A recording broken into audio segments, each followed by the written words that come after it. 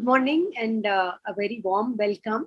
Indeed, it's a warm welcome because of Bombay's monsoon and all the humidity. A very warm welcome to our chief guest who is going to give the inaugural address, Meenakshi Shedde, a very well-known person, and she'll also be introduced by Professor Shilpa Phadke, my colleague. So without much ado, I'll pass on the mic to Shilpa Phadke to speak about the theme of the seminar and also introduce the speaker. Thank you very much. Good morning, everyone. Thank you so much, Professor Lakshmi, and Meenakshi, thank you so much for agreeing to be here. We're really excited to have you. Thank you. I will speak very, very quickly. I won't say too much. Welcome to everyone to this year's Frames of Reference graduate student seminar, which is titled for this year, Interrogating Gender in Hindi Cinema. As Professor Lingam told you, this is part of a larger project that we're doing. And I'm very, very delighted to introduce Meenakshi Shedde, who is also on the advisory committee for our project. Meenakshi Shedde is India and South Asia delegate, Berlin Film Festival, and has been pre-selecting their films since 1998. She's an independent film curator. She's also winner of India's National Film Award for Best Film Critic. She's also been on the jury of 20 international film festivals, including Cannes, Berlin, and Venice. She has been communications consultant on development issues, including gender, water, health, and education since 25 years. She's also vice chairperson of an organization that many of us are very familiar with, Point of View, which is a non-profit that amplifies women's voices through popular media. Meenakshi has been associated with TIS for many, many years, and especially with the School of Media and Cultural Studies, where she's been a regular guest lecturer. She was also a journalism mentor on TIS's Prime Minister's Rural Development Fund program and editor of a forthcoming book on the PMRDF, Students' Experiences in Rural India. She was also copy editor for the book Water Governance and Civil Society Responses in South Asia, published by TIS with Saki Waters and Routledge. I'm very, very delighted to have Meenakshi here. And without further ado, I'm handing over to Meenakshi. Thank you so much. Thank you so much. So good morning, everyone. I'm Meenakshi Shedde, and I'd really like to thank the Tata Institute of Social Sciences, TISS, and in particular, Dr. Lakshmi Lingam, Dean and Professor of the School of Media and Cultural Studies, for inviting me to make this inaugural speech at the Frames of Reference 2022, as well as Shilpa Phadke, for this 3-day online postgraduate student seminar from June 22nd to 24th. Students will present papers, short films, and posters on the subject Interrogating Gender in Hindi Cinema. They've received 17 papers so far, exploring 8 themes around the subject from universities in India and abroad. There was a revolutionary documentary at the Sundance Film Festival this year called Brainwashed: Sex, Camera, Power, the Visual Language of Cinema by Nina Menkes. Menkes showed us a range of American film clips down the decades to illustrate how the very language of cinema is gendered, much to the detriment of women, both on and off screen. She analyzes shot design, framing, camera movement, lighting, narrative position of the character, which perpetuates subject-object in every single frame of a film, finding a propaganda for patriarchy in a lot of mainstream cinema that encourages low female self-esteem and self-hatred. She analyzes many American films, including the most famous filmmakers of Hollywood to the independent ones, from Alfred Hitchcock's Notorious to Francis Ford Coppola's Apocalypse Now, and we see how they have internalized patriarchy and misogyny in their DNA and let it seep into the DNA of their films. Men are shot as whole bodies. Women are typically shot in slow motion, in fragmented body parts, lips, cleavage, legs. There's fuzzy lighting when you shoot women, and it's very rarely the camera shows the woman's viewpoint. It builds a culture that's susceptible to rape myths, she says. She suggests how the visual grammar of cinema eventually contributes to conditions that lead to discriminatory hiring practice, pay inequity, and sexual harassment in the film industry and beyond. The results are startling and destined to forever change how audiences view films. The film, in fact, encourages a new way of seeing film.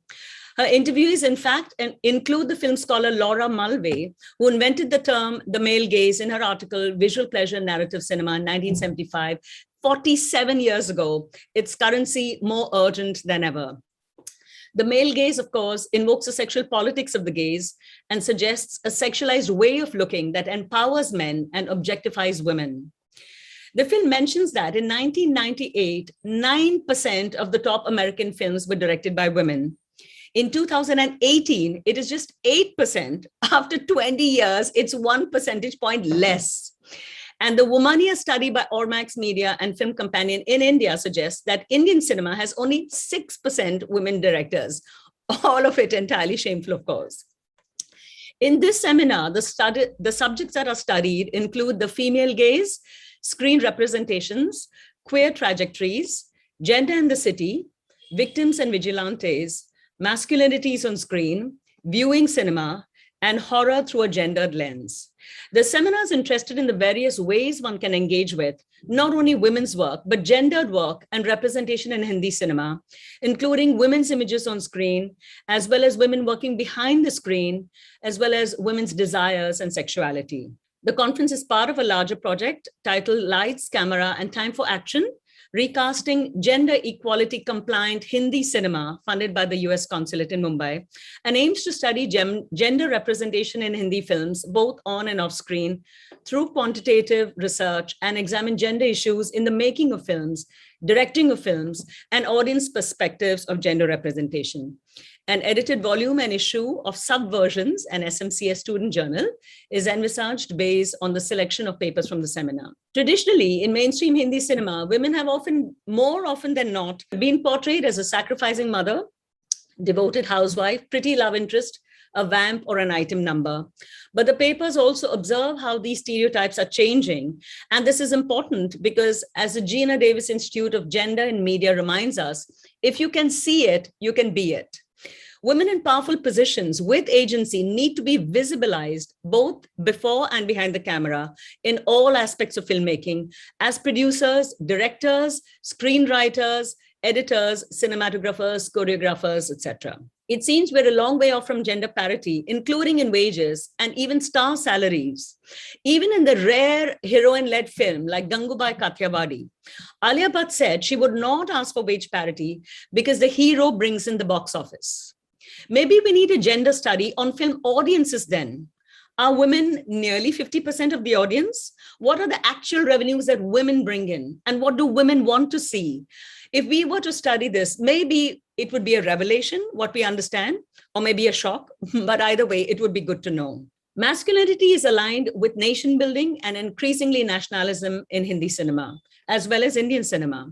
There has been a spate of films with macho heroes and right-wing Islamophobic messaging. On the other hand, the female gaze, as well as women's representation, has got an unintentional boost following the Me Too movement and an awareness of the horrific and obvious, as well as invisible exploitation and discrimination against women in various ways in the film industry and beyond. The story is at the heart of discrimination in cinema, so it is particularly important to bring in more women writers, along with other women down the food chain, as I said, production, distribution, cinematography, editors, and so on, as it is only when we do this pervasively that the system itself may begin to change. Here, I would like to mention Anubha Yadav's book, magnificent book, I would say, Scripting Bollywood. It's a seminal book that interviews 14 women writers in Hindi cinema who have been changing the narrative for decades. She also researches the contribution of women writers in early Hindi cinema from the silent era downwards. OTT platforms in recent times are dramatically changing the game, as audiences no longer need to go to theaters to see films or to buy a ticket per film. They are more willing to experiment with storylines, and web series has changed the game significantly. There are more stories paying attention to the viewpoints and narratives of women, non-binary, and trans people. Film structures worldwide as well are adapting to support women filmmakers for some decades now, and there's also a range of affirmative action to support women in film. For women filmmakers, there are entire film festivals devoted only to women. There are funding opportunities only for women filmmakers. There are prizes for gender-positive themes at film festivals. At the Berlin Film Festival, for whom I'm India and South Asia delegate, Every year, they produce a gender equality report from the top to the bottom on the representation of women at every level, from the festival director to the selection committee members, to the juries, to the delegates worldwide that source the films, to women directors of the film selected, to women's roles in the film selected, absolutely down the food chain. I should say film chain. Berlin also has a unique section that very few A-list festivals have, the Panorama section, which is for artistic films, but specifically also encourages LGBT themes in fiction and documentaries. Filmmaker Shuchi Talati recently won the MasterCard Enablement Program Award at the Berlin Film Festival and has created a very interesting program called Undercurrent to train women gaffers who do the lighting for the sets for the camera. So it's an attempt to specifically increase the visibility of women behind the scenes and behind the camera. In March this year, the efforts of the amazing Women in Cinema Collective in Kerala has resulted in the Kerala High Court directing film production houses to form internal complaints committee to address sexual harassment under the POSH Act, Sexual Harassment of Women at the Workplace, Prevention, Prohibition, and Redressal Act. It has also sent a strong signal by inviting actress Bhavna, survivor of a horrific rape case, who recently came out about the case, to light the lamp inaugurating the International Film Festival of Kerala and received a standing ovation, sending a very strong signal to the public at large. There are also women cinematographers groups in India, as well as other groups to back women in film. There are more and more attempts to form groups of women or structures that support women filmmakers and women's voices in film. Apart from all this, I have a pet suggestion that's been brewing in my brain for a long time. I would really, really, really like the wives of male filmmakers, of male film producers as well as film directors, that they must give their wives executive producer credit, EP credit in the film. That's not going to happen in a long time, as women themselves do not see themselves as contributing anything genuine or economic value in their domestic work and see themselves as being subservient to men. Men can make movies in a majority of cases only because their wives and mothers not only run the home while they go out gloriously conquering worlds, establishing careers, becoming famous, while their wives cook, look after babies, look after parents, look after in-laws, cope with illnesses in the family, deal with financial crisis and more. Equally importantly, often male filmmakers can make films only because their wives have a steady job with a salary and can support the couple or the family that cannot rely on the male filmmaker's uncertain earnings. Manipuri director Haban Paban Kumar and Nepali director Deepak Roniar are among few of the directors who have openly credited their wives in public, but full acknowledgement of the contribution of women through executive producer credit is very, very rare or almost unheard of in India and South Asia. Usually the maximum credit that wives get is for smaller roles like costumes, production design, sometimes scripting, but not acknowledging the financial worth of their looking after the kitchen, the home, and the family in the long, lean months and years that it can take to make a film. In fact, Deepak Roniar made a moving short called 4 Nights with autobiographical elements, where his wife, professional actress Asha Magrathi, worked as a babysitter in New York while he struggled to make his film. And when she had to work 4 nights and stay over at the employer's place, there are suspicions and insecurities that threaten the relationship. A very honest and a film that really acknowledges what the woman is bringing to the table as well and how a man reacts to it. The film was at the Berlin Film Festival this year. Okay, more specifically to the specific papers and the 8 thematic areas dealt with in the seminar we are inaugurating today with frames of reference. So the first one is female gaze, directors and characters. The paper looks at redefining masculinity in Bollywood films, how the angry young man is changing to a hero who is not a self-confident conquering hero, such as we see in Vicky Donor, Piku, and October. Films such as Dear Zindagi, English Winglish showcase how female characters create small spaces in an overwhelmingly masculine controlled world.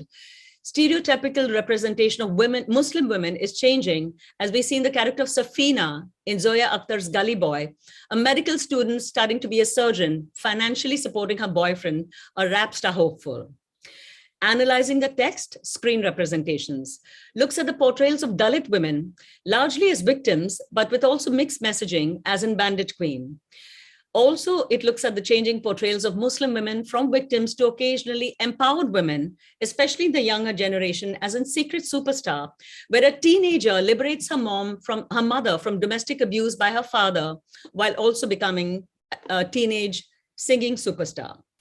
Queer Trajectories looks at queer characters in Bollywood who have largely been demonized or offered comic relief, but there is affirmative representation of queer characters in Kapoor and Sons, Shubh Mangal Jada Savdhan, Badhai Do, and the series Made in Heaven, Four More Shots, and Gili Poochi. In Gender in the City, urban women in the city assert their agency through films like Tumhari Sullu, as well as how sex workers in urban spaces are given more dignity and humanity through films such as Chameli.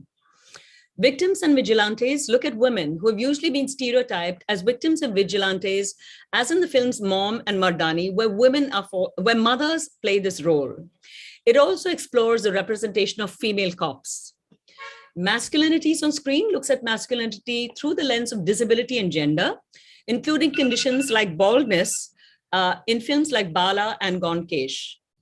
Viewing cinema, how viewing habits have radically altered with the rise of OTT platforms, changing traditional modes of production, distribution, exhibition, which can impact representation of and opportunities for women.